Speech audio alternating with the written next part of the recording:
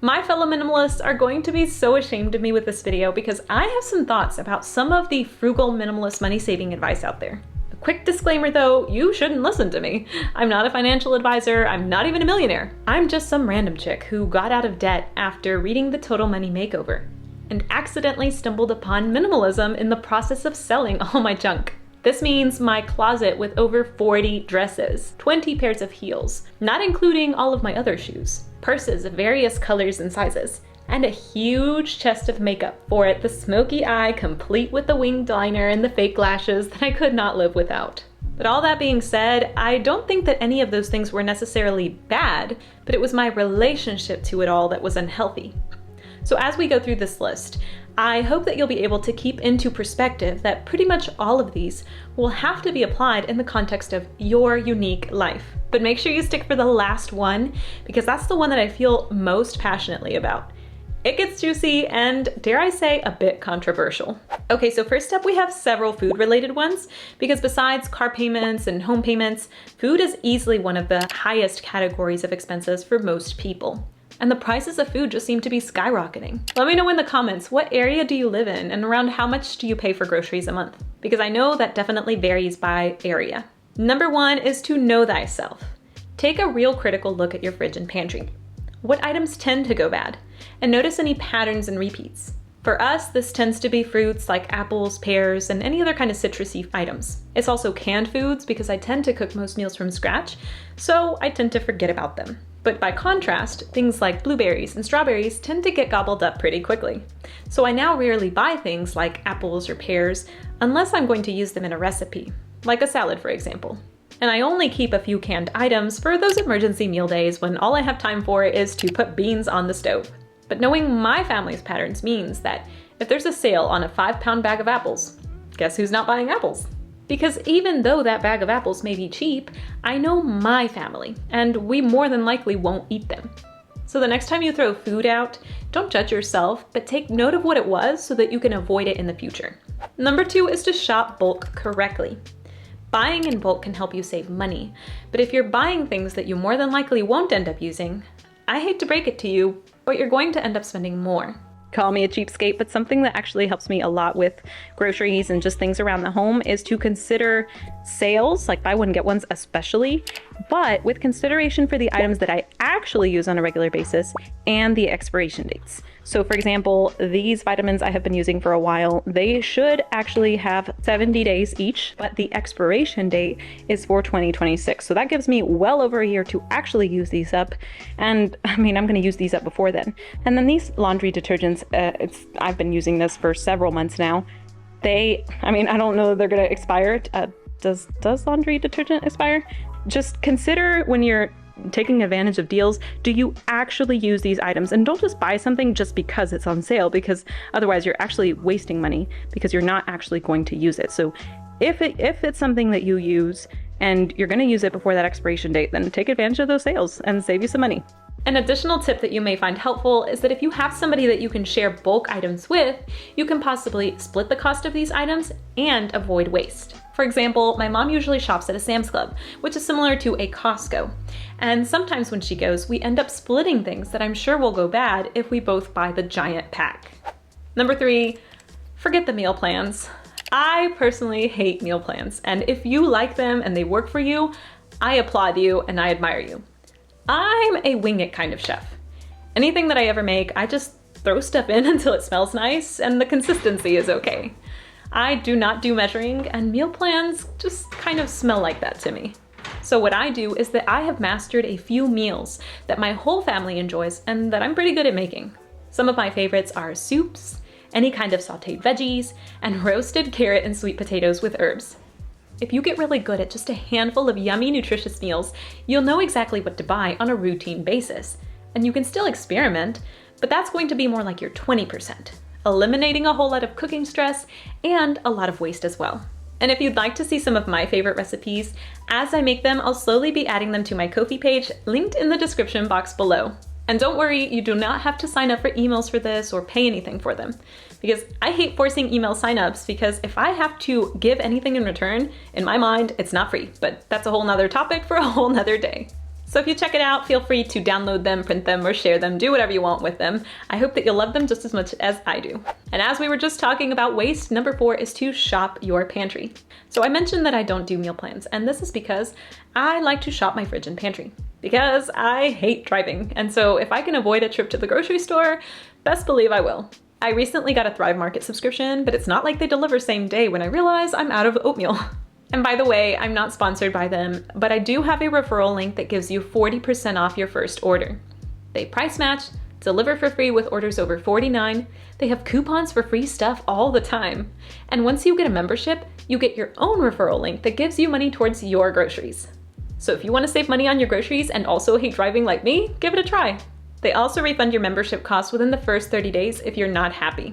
So no wonder people love them. Now, if only they could just deliver my oatmeal like today. But back to the topic, I often look through my kitchen to see what items I have and what I can cook with those ingredients. So if I have bananas that are starting to get polka dots, I make banana bread. When my veggies will go bad soon, I make soup or roasted veggies. And when fruits won't make it, I make smoothies. Or I chop them up and freeze them for ice cream. It takes some creativity for sure, but it's not as daunting when you figure out what you like. And if you have leftover meals, then make a stir fry. You can pretty much make a stir fry with just about anything. Number 5, this is where we get not so minimalist. Know your must-haves and get stingy with the rest. One thing that I've always hated is this idea that to be minimal and frugal, we have to remove all our small pleasures in life. So this basically means say goodbye to coffee, no more makeup, and absolutely never, ever get a dog. This to me, it just doesn't resonate. I've learned that there are certain small things that I get a lot of value from, but likewise, a lot of things that I don't really care about. I don't really care about going to restaurants or how perfect or choppy my haircut is. You won't find me at the hair or the nail salon, the brow bar, or the wax studio. But ain't nobody taking my daily latte from me. And call me bougie for having an espresso machine, but I literally look forward to this every single morning. As a homeschooling working mom, when I know I have to wake up early the next morning, it's my latte that gets me out of the bed. Because as a mom, and just a woman in general, I feel like I give so much of myself to others as it is. And this quiet time, with a special treat, is my precious me time. So why would I cut this out of my day? It's probably the most exciting part of my day. I live a very exciting life, I'll have you know. But in all seriousness, I think that when we make the commitment to cut every single expense from our life, even the ones that bring us a lot of joy, it can lead to rebounds, frustration, and actually a scarcity mindset and a feeling of unworthiness. Similar to the effect of a super strict diet that's built on guilt and shame. So maybe pause this video and take a moment to consider what expenses mean a lot to you and what doesn't. Maybe you don't care as much about going to restaurants and eating out, but you feel like such a badass babe when you have highlights in your hair. Okay, so maybe learn to cut it yourself, find some cheaper hair products that work, and just don't go as often. And while I'm at it, shameless plug for my beloved affiliate, the Earthling Company. One of the things that I really value is having affordable, non-toxic personal care. I swapped to these shampoo and conditioner bars by the Earthling Company, and I am so in love. There's no plastic bottle waste, they're non-toxic, sulfate and paraben free. They have natural scent options as well as unscented. They work for all hair types including dyed hair, and they have a satisfaction guarantee. I will be honest and say they're not super strong smells though. So if you want for everyone to smell you when you walk in the door, this might not be for you. But if you want a non-toxic alternative that actually nourishes your hair instead of drying it out like most shampoos do, you'll likely never go back. You can use my link in the description box below to check them out. And if you'd like to give them a try for a while, you can save 20% off with a 1, 2, or 3 month subscription. I swapped to their shampoo and conditioner bars around 4 months now, and I would say the first set lasted me almost 3 months, so it's really a very economic option that's not only better for your body, but better for the environment as well. Number 6, my friend, you are not gonna like me for telling you this, but I say it because I love you. Avoid junk food. They're highly condensed in sugars and unhealthy carbs that leave you with a sugar crash, headaches, and inflammation, and all sorts of other issues. And not only that, but these items don't even fill you as much because they trick your stomach's receptors. So your brain doesn't realize that you're full until your stomach has had way too much, only to be hungry again shortly thereafter. It's addictive, it raises your insulin levels, and it gives you more sugary carb-loaded cravings, leaving it so that it's more likely that you're going to eat the chips that will expire 10 years from now, instead of the broccoli that's in your fridge that should have been eaten within the next couple of days. And I say this not with judgment, but because I've been there one too many times. Like if a sweet comes to my home, you best believe expiration dates just completely go out the window. I'm gonna eat the cake over the broccoli that I'm gonna end up tossing in the trash later. So if you can avoid it coming into your home altogether, you don't have to rely on willpower.